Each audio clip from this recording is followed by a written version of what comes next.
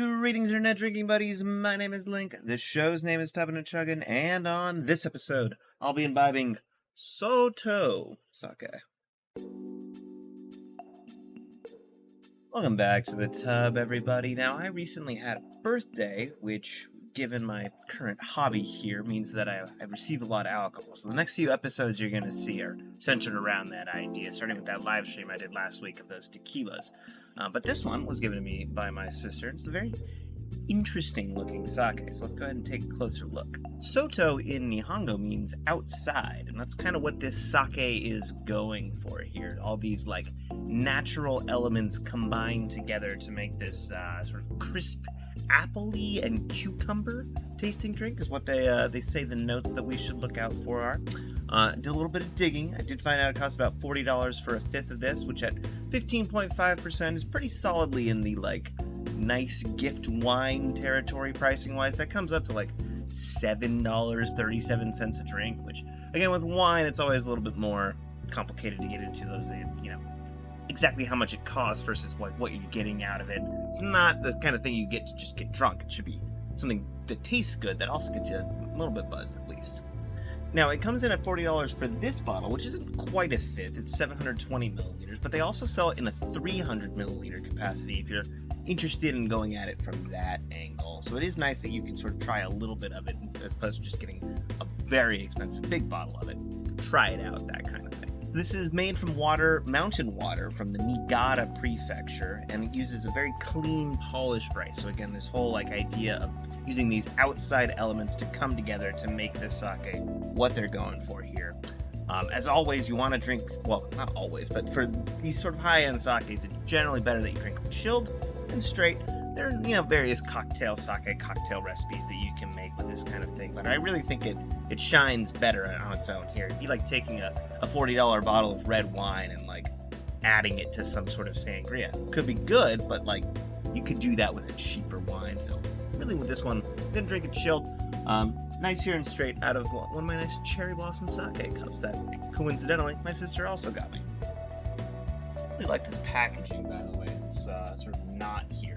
It's fun. No other apropos toast than kanpai.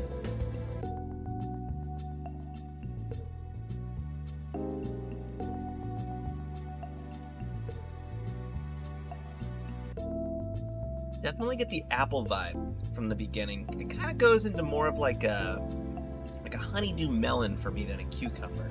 But that apple into honeydew melon is what I'm gonna go with. That flow is very, very smooth, very nice.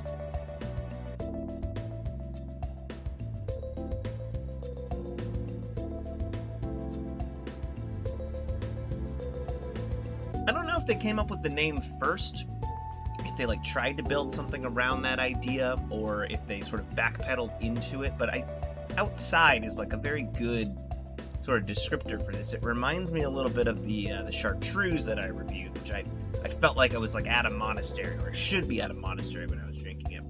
This one is very similar in that it's campsite kind of thing. You're looking at Fuji. Maybe this is supposed to be a little Fuji cover of it, but you're camping at Fuji. You're watching Yuru Camp or whatever, and you're drinking this sake, and it's nice and it's outdoorsy, and everything just feels peaceful with the world.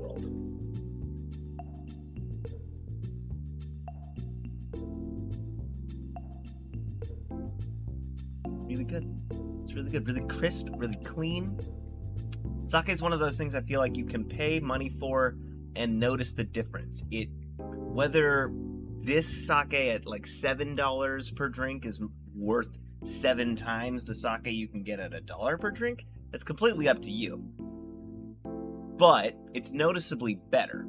And I feel like with anything, the closer you get to perfect, obviously the less good of a deal you're gonna get on that. I say this as I'm trying to potentially justify buying another bottle of this someday, but it's really, really good. I feel like it does need to be enjoyed in the proper setting, though, right? You could kind of see this as an appetizer for a sushi meal, but I really feel like it is sort of better in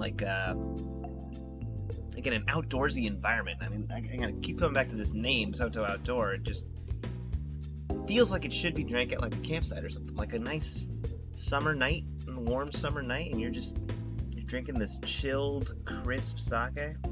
Now I just want to go camping in Japan, which, hey, they're accepting tourists again, apparently.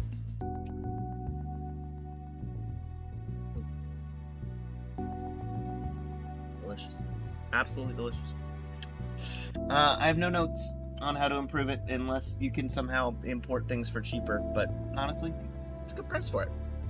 I mean, it's expensive, obviously, but it's not overtly crazily expensive. So, nicely done, Soto Sake.